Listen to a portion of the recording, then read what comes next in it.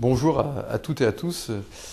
Pour cette vidéo hebdomadaire de mon blog, j'ai envie de vous parler des réactions qu'ont suscité en moi-même la lecture récente dans un grand hebdomadaire national d'une interview de Régis Debray à l'occasion de son dernier ouvrage intitulé Le moment fraternité. Alors, cela peut paraître un peu déconnecté pour un élu, et en l'occurrence un élu local, que de commenter sur son blog une interview à la sortie d'un ouvrage spirituel, conceptuel, intellectuel, philosophique. Je crois qu'en fait il n'en est rien. Il est vrai que parallèlement au quotidien, et au quotidien qui est le mien aussi, qui est un quotidien de combats multiples et variés, un quotidien pour essayer de faire progresser des dossiers face à des contraintes, un quotidien pour assumer des échéances, un quotidien pour arriver à trouver des solutions à des problèmes privés, des problèmes publics, enfin ce qui accompagne la vie d'un individu en général, la vie d'un élu qui a envie de se sentir responsable en particulier. Eh bien, parallèlement à tout ça, je crois qu'il est indispensable, et notamment dans cette période de crise, de s'interroger sur le sens de l'engagement, sur le sens de l'action, sur précisément ce qui peut structurellement aussi nous aider à faire progresser la société et à cultiver ce mieux vivre ensemble qui est une priorité non pas nationale, mais vitale.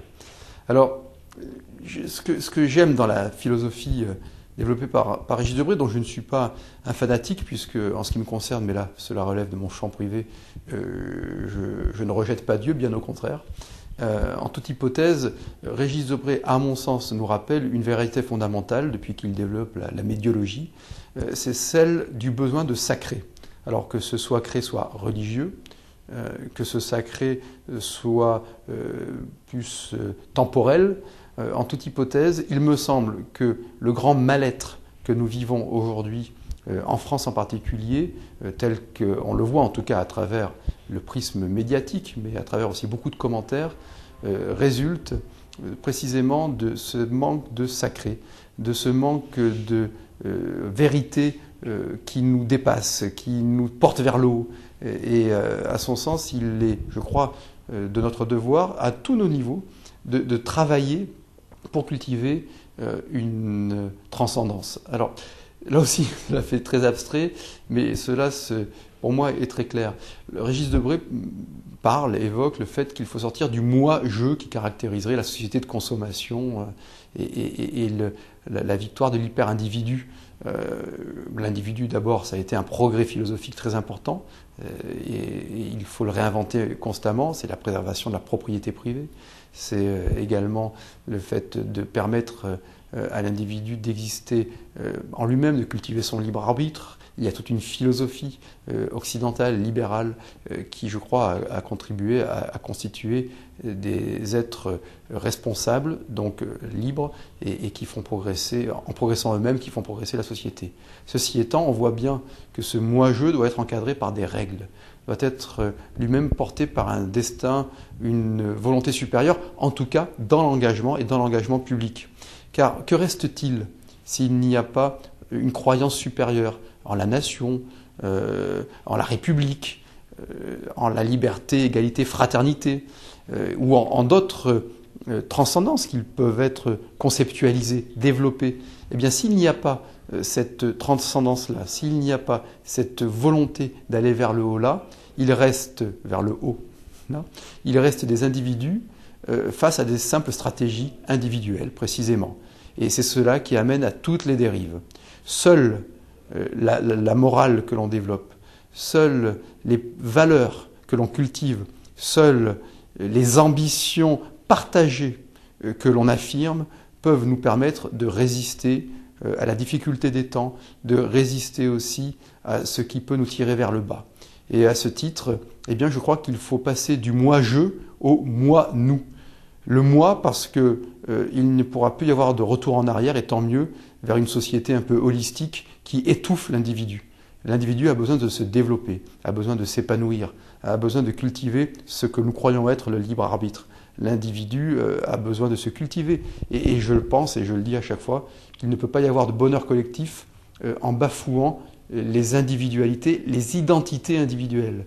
Donc à chacun de pouvoir vivre son identité individuelle par la formation, par un projet professionnel, par un projet familial, par la spiritualité, par la lecture, par le sport, par la culture, qui sont des piliers essentiels à l'épanouissement de l'individu. Mais parallèlement, nous devons réinstaurer, réinventer un nous, un destin collectif, un objectif que l'on rejette, que l'on défend, mais en toute hypothèse qui structure la vie politique. Et l'on se rendra compte vite que, hormis pour celles et tous ceux, ils sont trop nombreux, qui vivent dans la détresse matérielle, eh bien, la vraie détresse aujourd'hui, elle est spirituelle.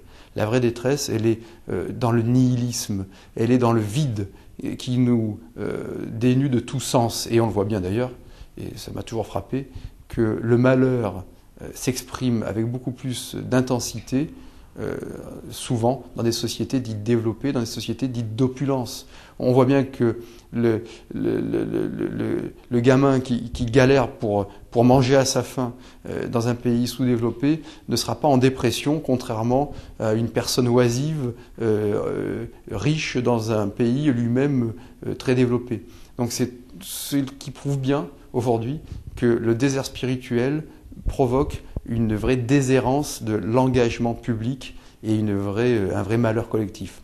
Voilà pour ces quelques considérations, certainement trop généralistes, mais exprimées peut-être avec quelques maladresses, je l'ignore, j'en sais rien, mais en tout cas, qui dans cet espace de quasi-intimité que représente ce blog, me permettent d'affirmer ce que je crois être vraiment une priorité, c'est la nécessité de s'inventer un destin collectif, et ça on peut le décliner. Je crois qu'évidemment, l'idéal culturel d'une France qui s'adresse au monde entier doit être réinventé. Je pense que la fermeture récente de la librairie francophone de New York correspond à une nouvelle bien plus grave et négative qu'on ne l'imagine. Et il me semble que dans ces périodes de graves difficultés économiques et sociales, eh bien, on s'en sortira en réformant notre pays, évidemment, en aidant ceux qui sont victimes de la crise, en renforçant nos entreprises pour qu'elles soient plus compétitives et qu'elles créent plus d'emplois, en faisant en sorte que le système des prélèvements obligatoires, des charges sociales et des impôts ne nous plombe plus en termes de compétitivité, donc de capacité à renforcer notre pays sur le plan économique, parce que c'est une base, mais aussi parallèlement en rappelant, en éduquant nos enfants vers un idéal commun, vers un sentiment d'appartenance commun à la même collectivité. Elle est nationale, elle est européenne, et l'Europe constitue bien sûr une belle frontière, en renforçant également tout l'héritage qui nous caractérise, de la pensée gréco-romaine, de la philosophie judéo-chrétienne et du système du libéralisme du XIXe siècle qui a fait que nous avons réussi à développer une société à la fois de progrès technique, de progrès technologique, de biens matériels, mais aussi à une époque une société qui donnait des références intellectuelles et philosophiques à ses enfants. Aujourd'hui, nous ne pouvons plus rester sans objectif, sans horizon qui nous tire vers le haut et simplement nous ramener à des revendications qui, comme dirait Régis Debray, elles-mêmes nous ramèneraient à l'animalité qui est en nous. Bref, aujourd'hui, ce qu'il convient de réinventer, c'est, comme le dit Régis Debray, la fraternité. Il n'y a pas de liberté sans responsabilité, il n'y a pas d'égalité sans éthique. Eh bien aujourd'hui, je pense qu'il n'y a pas de communauté nationale sans fraternité, parce que s'interroger sur la fraternité, c'est s'interroger sur ce qui nous rassemble, sur les liens d'identification mutuelle, plus que de solidarité, les liens qui fondent la communauté, et par symétrie sur ce qui distingue aussi. La fraternité, c'est ce qui rassemble un groupe d'humains, mais aussi ce qui distingue ce groupe d'humains des autres groupes d'humains. Sinon, le concept de fraternité serait vide, il serait synonyme simplement, entre guillemets, d'humanité.